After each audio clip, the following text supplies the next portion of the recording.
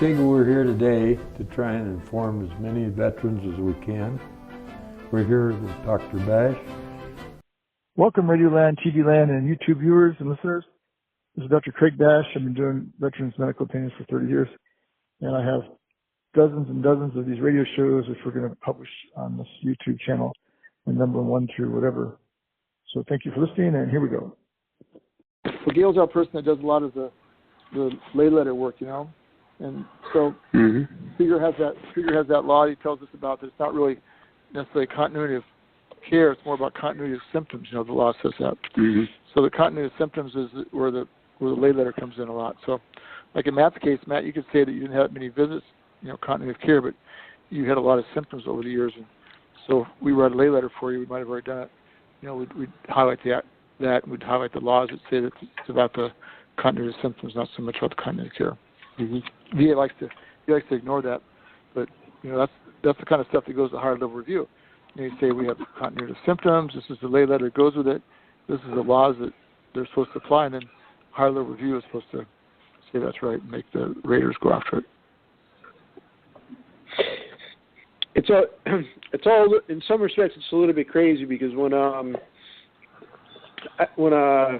I've had 3 surgical consultations with a neurosurgeon at Bethesda, and when I mentioned to him, and I had actually read I didn't realize that that most of the neurological stuff had been tied to my appeal. But I said I didn't get a percentage for you know, my spinal cord injury. We got 30% for asthma and 10% for tinnitus. And he said, that's perplexing. I said, that's bizarre. He said, you're right. He looked at me. He said, you're 100% right there. If you could walk into a room with the raters and they could just take a look at me, it would make it so much easier. But you would think when you go in and you think it's overt enough that when you go to have the, you know, like the first physician assistant examiner didn't get it. I could have spent an hour. I could have spent 2 hours there. Although interestingly enough, she said it was service connected. She just didn't know how to diagnose it or explain it. There's three basic tests. I think I'm correct when I say that. You can correct me if I'm wrong, Dr. Bash, but Babinski, Hoffman, and Clonus. And actually, somebody at the VA, a physician assistant at the VA, had me negative all 3. My second visit with Dr. Schutte at Bethesda, this is before I had met Dr. Bash, I said to him, am I missing something? Or I said, I've always been off the charts on all 3. And I even demonstrated with my left wrist. I have like sustained clonus when you push your hand back and it shakes. He said, I've never seen anybody do that themselves before. And he glanced at the screen. He said, yeah, she's over 3. And that's actually the physician assistant who's I'm not going to mention her name, but at a medical center who specializes in, at least to some degree, in neurologic cases. So unless it's a neurologist, a neurosurgeon, a neuroradiologist, and you have a spinal cord injury, you're climbing a steep hill, because the chances are they're just not going to get it, even if they're very attentive. The VA, they just don't have the background. The VA's done this with TBI. It mandated that the testing people have to be, neurosurgeons and neurologists and psychiatrists and rehab medicine for that very reason. And they probably should do the same kind of a rule for spinal cord. So you have, there's psychiatric problems with spinal cord, head injury sometimes, but there's neurologic and there's orthopedic and neurosurgical. So they should really mandate that spinal cord people are evaluated the same way, because there's a lot of aspects that are complicated, and the average person in the clinic can't deal with it. That's the problem you run into, Matt. Matt, this is Gerald. Was you able to prove up your nexus there that you was injured in the service? That this is actually service related? Yeah. The reason what complicates my case a little bit is that my claim is that I was in the hospital for 3 months, and like my battalion commander came to visit me at Bethesda, I think 3 weeks after I got hurt, and it was all just like five of my buddies from the Marine Corps came up like when I was still in the ICU the first week, and they brought my paddle, which is what you get when you get out. Nobody thought I was ever coming back, including me. And so I'm in 3 different hospitals, but in the hospital for 3 months, and then I went home for a month, and then I went back to Camp Lejeune really to kind of see everybody and check out. And they had done nothing with discharge. The S1 shop really didn't know what to do with me, so they said, "You're actually going to have to stick around until we get this finished." And I stuck around for 5 months. They didn't do anything, so I finally had to go to the battalion commander. And this is Lieutenant Colonel Smith, who had visited me in the hospital, so he understood. He sent me home in like 2 days. But so now, after I filed the claim, I was about a year into it when the line of duty determination popped up, and Dr. Bash and I have spoken a lot about this. They've spent like 5 months now trying to get my records, and there's apparently no, at least the VA in D.C. and the VFW haven't been able to find any record of, the investigation or related to the car accident or anything. So that's really why it took me so long to file. To some degree, it was that things were getting worse. But I remember when I was in college, a couple of years after I got hurt, and a good friend of mine, his brother was a naval medical officer, and every time I saw him, he would say to me, "I don't understand why you're not getting anything." And it was just sort of the way it played out when I left the Marine Corps. Did they give you a medical discharge? They did, but it didn't follow the normal path, because by the time I requested mass with the battalion commander, and he sent me home within 2 days, and then I was just under the assumption, and my DD-214 said not in the line of duty, so, but that determination had actually never been made. And so that's actually another good example. In my case, it's the ideal example of why Dr. Bash's association with Bill Krieger is so important, because he understands like the mechanics. There's different types of appeals, and at one point I was kind of hung up on the procedural stuff that took place while I was in the Marine Corps, but I've never been inside the VA, unless you know how it really works. The two things that Mr. Krieger told me the first time I spoke with him, one was that the VA can make their own line of duty determination. Nobody told me that. And number two, you can request a predetermination hearing, which is especially important in my case, because I just kind of gave you a quick overview of my accident was in April '84, and I was like discharged in April '85, and it was just it was a mess. And what Mr. Krieger explained to me was it's much easier to influence the VA up front before they make a decision than to get them to reverse themselves. So you're entitled to a predetermination hearing. But that's another issue that I have now, because they actually decided a supplemental claim before they granted it, and they still haven't gotten back to me on the predetermination hearing. But that's the kind of thing where you don't know what you don't know until someone tells you. And by that time, I had gone from the medical center to the VA to VFW. I thought I was in pretty good shape. I had, and then once I stumbled into Dr. Bash and had the Nexus opinion, I knew I was in much better shape, especially on the medical side, and but then the legal side, the process side, I was still a little bit in the dark.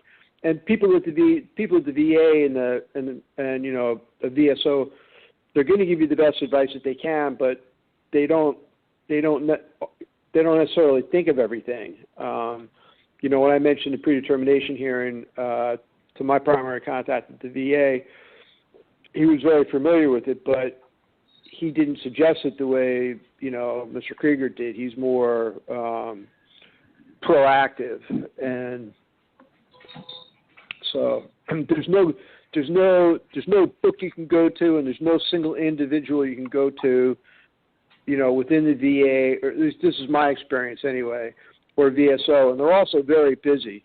But when I stumbled into somebody at the VFW, it was actually right after Thanksgiving. It was a week the office happened to be closed.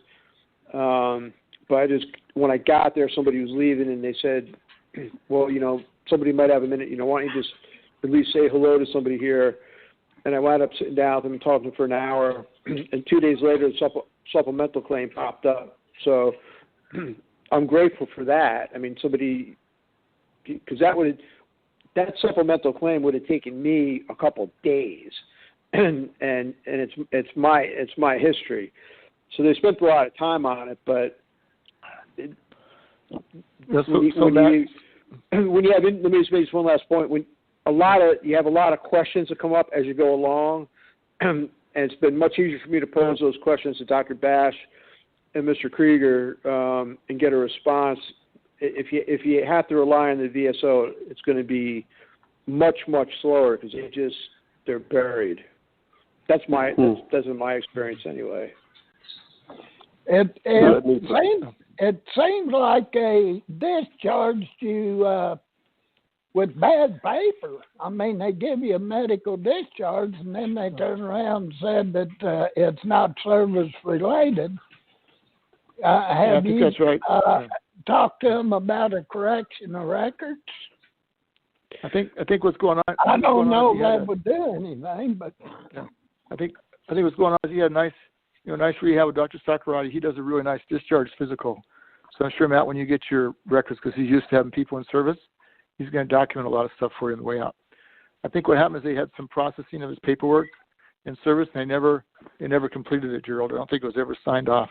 And I think that the VA is trying to find a signed-off copy, and they can't find it. I don't think there's anything correct. I don't think they ever formalized it. They never formalized it. That sounds about what probably happened. Yeah, and it actually gets even a little more complicated because when I requested Master currently into December, and he sent me home, I started school like 5 days later, and so that was like January of 1985, and then the notice to member recommended findings was February 27th, and I'll just be honest, I have absolutely no recollection of going back to Camp Lejeune to sign that, and there's no other authorizing signature on it. So, and there's supposed to be when I ask questions like, should there be like an investigation, a letter of my request asked? None of that is in my file, and so I think Dr. Bash is right. It was just it was never completed.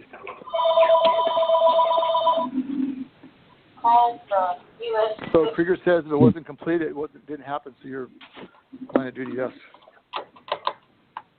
Right, Matt? I'm sorry, say it again? Krieger says it didn't get completed, it never happened, so your line of duty, yes, probably, right? Actually, I think I've talked to a couple people about it. I don't know that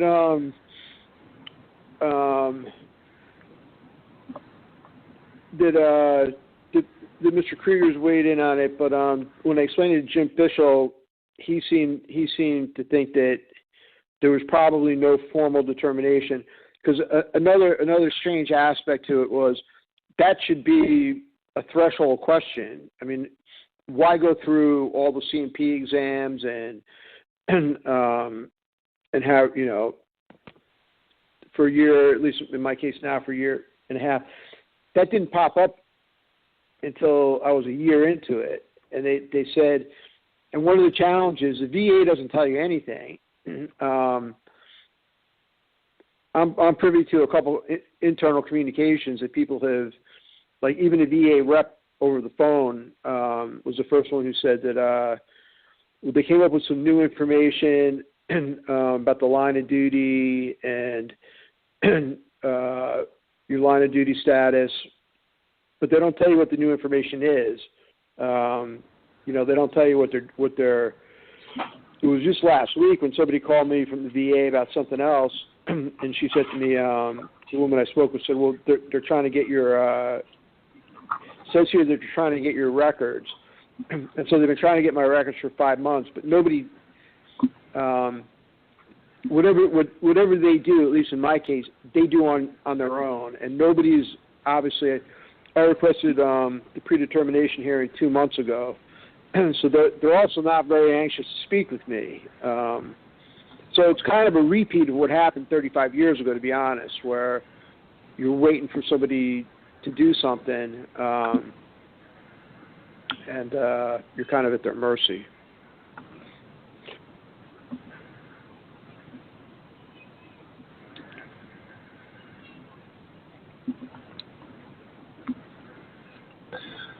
Well, it seems like to me you're going to have to get your paperwork straightened out. I mean, you know, in proper order before anything much going to happen. Of course, Bill Krieger there, he's good at getting that squared away. But if they didn't do the proper procedure in discharging you, it seems like the VA's is going to have to buckle down and do the right thing by you.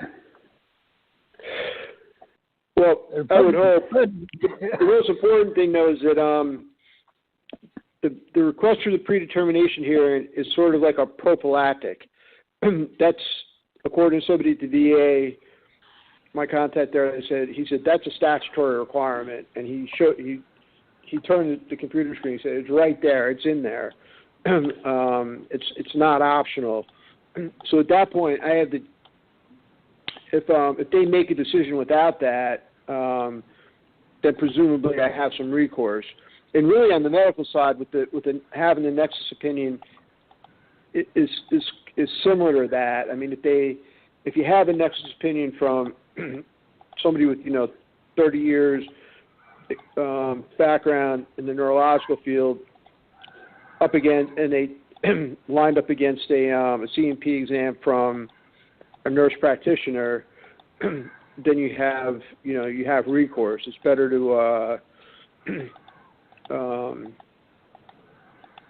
try to, the more you can influence them up front, the better. But if the decision doesn't come out where you want it, at least you have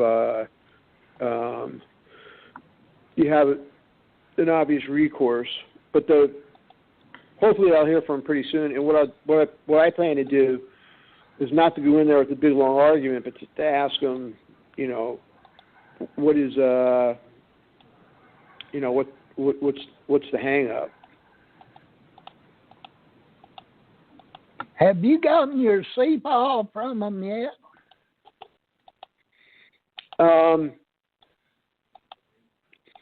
I pulled up actually just today. I was looking at the at my file. I think I have I have everything on the medical side. I have access except for that one C&P exam I keep talking about, but I really don't have anything on the administrative side except for a notice of member of recommended findings with no authorizing signature, and then a board decision a month or two later that also has no authorizing signature. And the nobody from the VA or the BSO really knew what to do with that. And then that's why I've had a lot of discussion with Mr. Krieger about that. And, the most important part, I've said a couple times now, is a predetermination hearing. And there's a whole, I'd have to go back and revisit the emails. When I bring up different specifics about my situation, Mr. Krieger has explained where that could factor into this type of appeal or that type of appeal. But right now, I'm just waiting on the next step, the predetermination hearing. And to be perfectly honest, I wouldn't be surprised if they made a decision. If they make a decision without that, because they just something about my claim kind of seems to kind of spook them. No,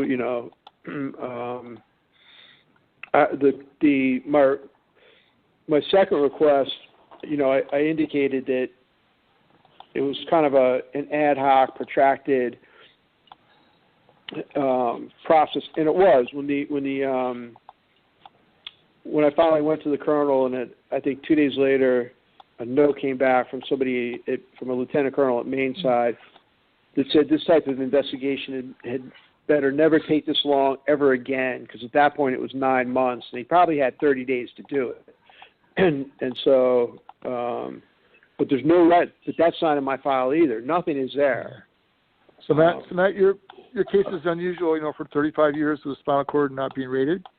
And so that's part of it. The other part is that, the VA in the back of their mind is worried about some kind of a CUE, some kind of a clear error on their side that might allow you to open the case up all the way back and have a huge retroactive award. So that's the part that's probably scaring them a lot too, I would think it would be.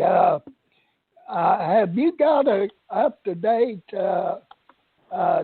your whole claims file on the desk?